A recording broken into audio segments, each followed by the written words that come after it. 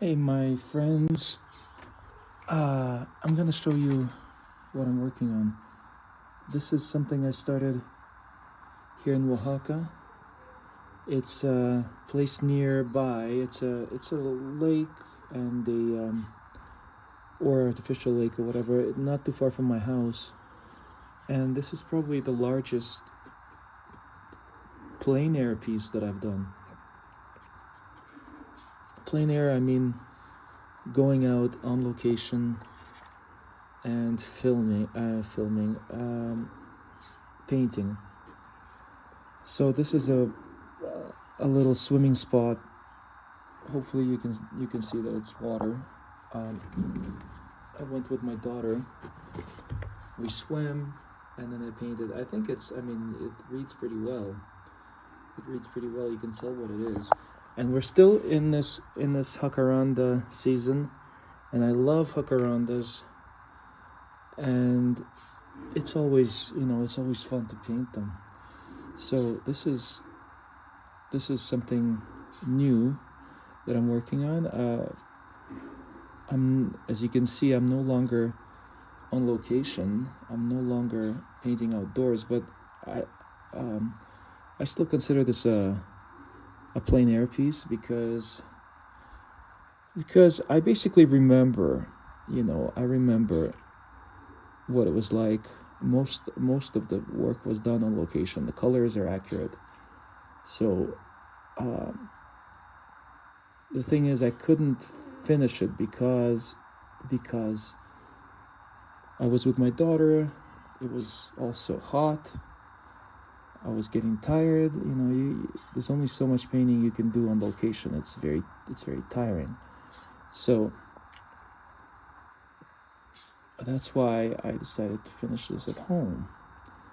But all of the main elements were put in, and the colors were put in accurately. So I think that's the main thing about plein air work, is that as long as you got your colors accurately, like the jacaranda, that's the color, that's the actual color of the jacaranda, that's accurate color. And that makes all the difference in the world, because you can get a photograph and paint from a photograph, and the color will be completely off, because it's not you're already, when you're painting from a photograph, you're already painting an interpretation of basically the camera, the lens, the post-processing, the photoshopping, the color balance, whatever it is. The contrast. You're already painting that interpretation. You're not painting reality or what you see or anything like that. I think it's very, very likely that when you work from a photograph without reference to the actual thing, the actual scene, you're very likely to make mistakes in terms of color, and I think it's almost inevitable, in fact. For this particular painting, I used a viewfinder, which is a little thing that I bought on Amazon. It's just basically a grid that you can put in front of your eyes, and you can see the proportions of stuff. So I gridded this out in order to get my composition right. I didn't make an actual grid, but I basically, the grid was in 4 parts. This line is a fourth, here's another fourth, here's a fourth, something like that. So it just helped me to place the elements, because sometimes when you're looking, you have to convert something that's monumental, something that's in front of you, that takes up your whole field of vision. You need to convert that in order to paint it into something that takes up 20 inches, 20 by 24, whatever it is. So that conversion sometimes doesn't doesn't happen easily, you can, I mean, it's hard to keep focus, as your eye focuses on one element and focuses on another element. It's hard to get all the elements of the picture true to their size. So I would say that here's my palette, which is a complete mess. I would say that the viewfinder was very helpful, especially making a large painting such as, relatively large. I don't really work this large outside because it's really hard to get enough elements down. It's hard to get enough information down for it to be even to be finished in the studio.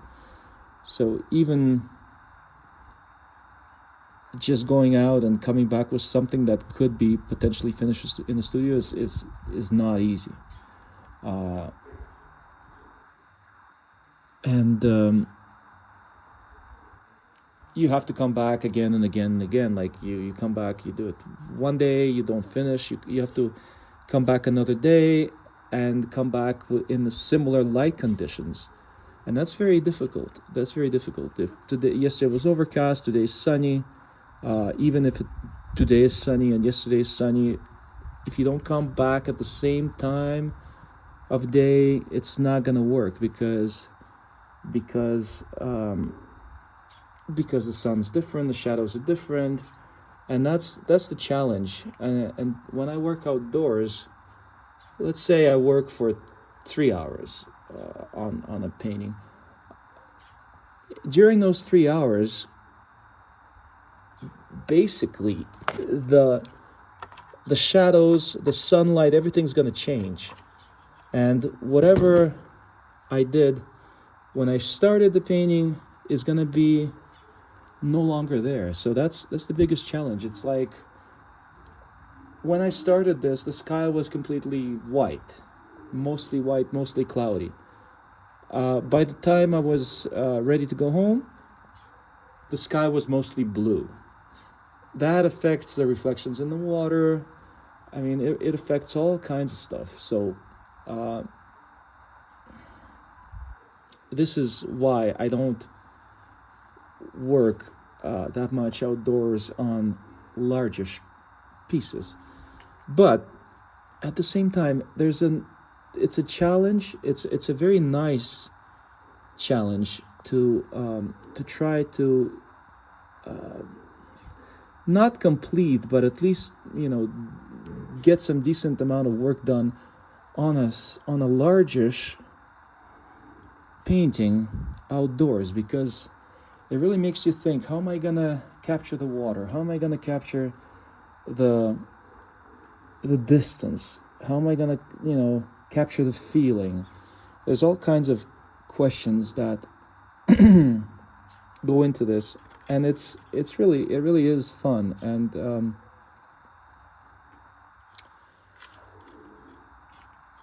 I think I'm about to end the video. I think it's long enough rambling.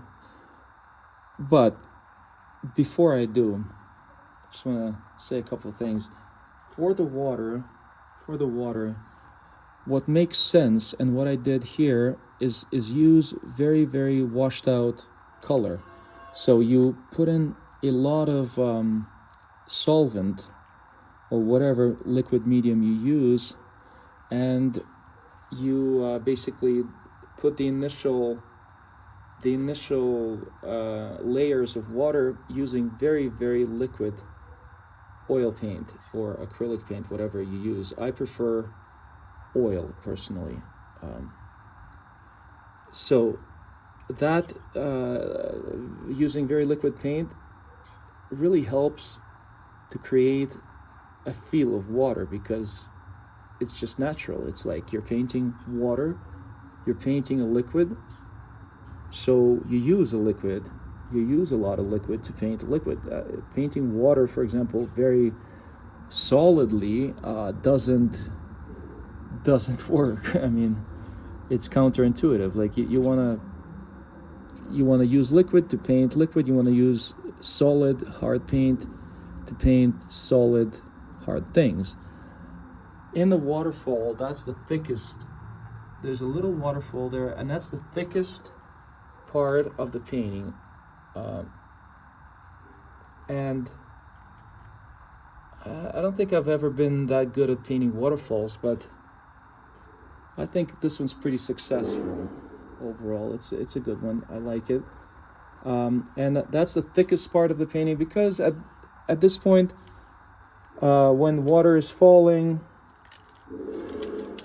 it's no longer water. It's no longer sort of this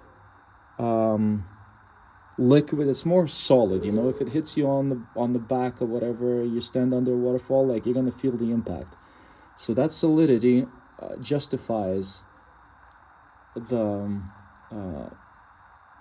thick paint, and I think it also gives it focus. It differentiates it from the washes. I mean, I like that thickness personally. I like what I've done there. I think it works. And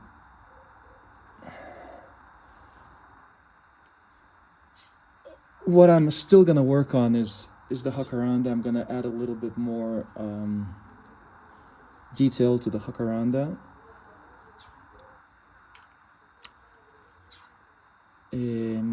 Because I've just added the sky. I mean, this was all sort of white before today. It was all white around the tree, and I've added the blue to give it a more finished look. But now I'm gonna have to add more leaves and flowers on top of the blue, because the sky is supposed to be in the back, and if the last thing that I paint is the sky, then the sky is going to have the appearance of being in the foreground, and I don't want that. So I want definitely the tree to be in the foreground. Therefore, the tree is going to be the last thing that I'm going to paint, if that makes sense. I think it does.